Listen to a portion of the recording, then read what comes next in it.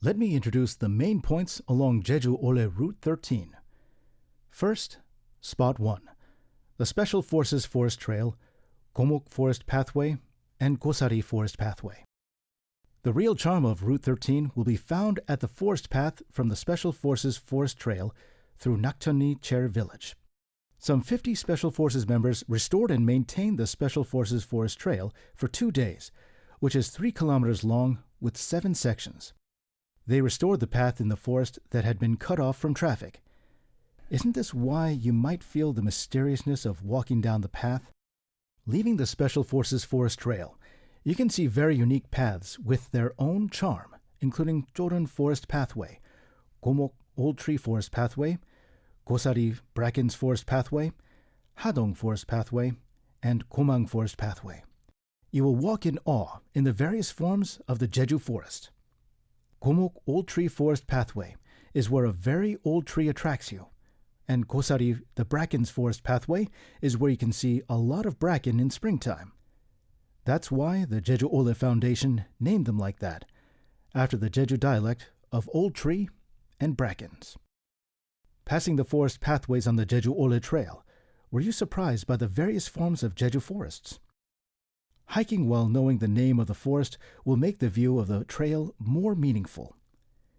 It is a quiet forest trail with a deep shade of trees, but it's a relatively smooth and comfortable dirt road, so it won't be difficult for you to hike along.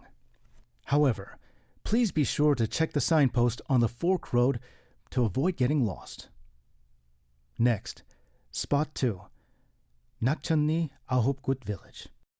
Located in Hangyeongmyeon, Jeju City, Nakcheon-ri Ahop-gut Village means a village with 9 wells. Nakcheon-ri is famous for having a number of wells and good-tasting water.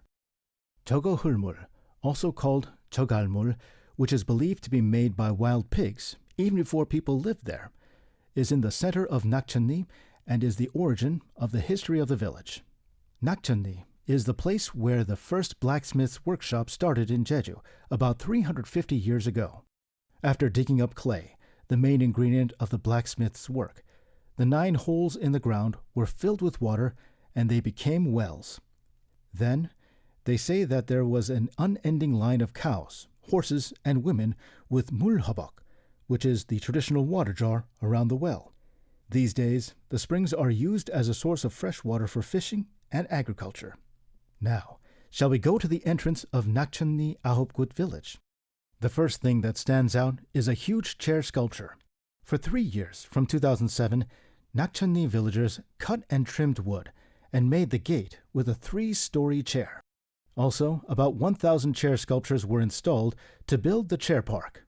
Inside the chair park, you can see rows of chairs on both sides of the road. Since the phrase written on the chairs and appearance of the chairs are all different, it will be fun to take a closer look at each chair's characteristics.